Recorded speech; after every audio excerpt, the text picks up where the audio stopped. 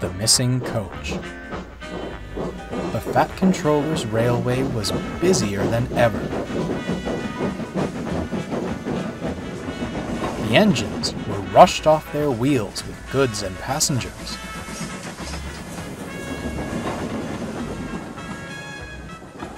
"Dirty trucks, dirty sidings," moaned James. "Quit boiler aching," huffed Duck.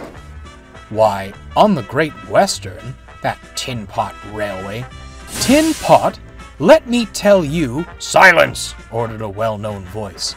"Let me tell you, an engine from Scotland will arrive tomorrow to help with the goods work." Next morning, the Fat Controller was surprised to find 2 engines in the yard. "Good day," he said. "What are your numbers?" "Can't I say, sir?" said one. "We lost them on the way," finished the other. "What are your names?" "Donald." "And Doggy, sir." "Good. I shall ask your controller which of you belongs here." "He'll be no help to you, sir. We only gave ourselves names when we lost our numbers." "One of you," rumbled the Fat Controller, "is playing truant. I shall find out who and send him away." Soon, the twins were given new numbers. Donald was 9 and Douglas 10. They went to work with Duck in the yard. They handled the coaches and trucks with ease. Duck was impressed. "Take my tip," advised Duck. "Watch out for Gordon, Henry, and James.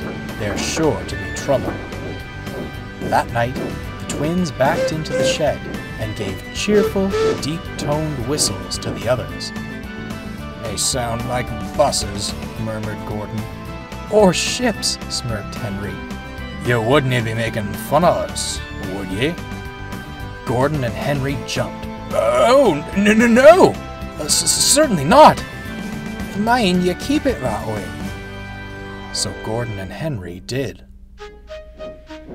The next day, Gordon arrived at the big station with the express. Duck was arranging Donald's goods train, so Douglas offered to shunt the coaches away. As he did, he began to worry. "I hope the Fat Controller doesn't find out I shouldn't be here," he thought. "I couldn't abide going back." Gordon's Express has a special coach for passengers wanting to travel on Thomas's branch line. It must be shunted separate from the others for Thomas to collect. Douglas was so preoccupied, he forgot the special coach.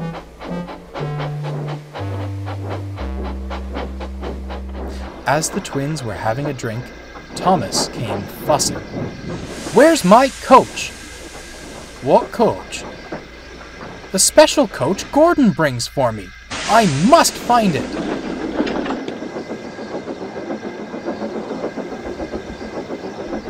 "Gosh sakes!" cried Douglas. "You'll complain to the Fat Controller." "Listen," whispered his driver hastily. "I've got a plan."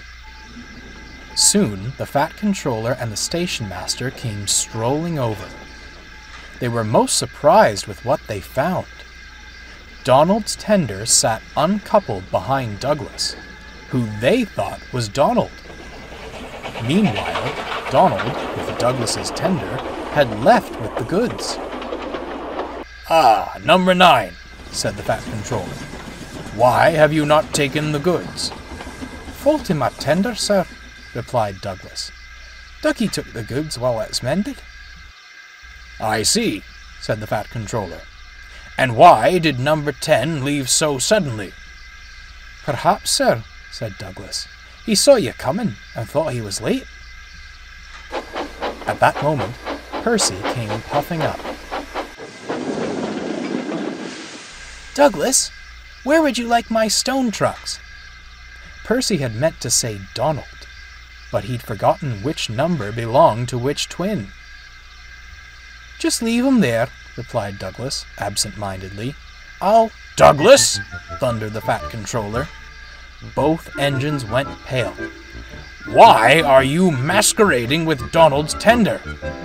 Sir, I see what's happened here," interrupted the Fat Controller. He turned to the station master.